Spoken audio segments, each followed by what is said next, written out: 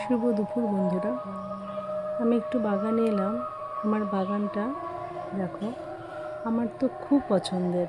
এত গভীর, বাইরে মোটামুটি 1.5টা, অথচ বাগানে এসেছি দেখো, মনে হয় না যত বেলাই হয়েছে।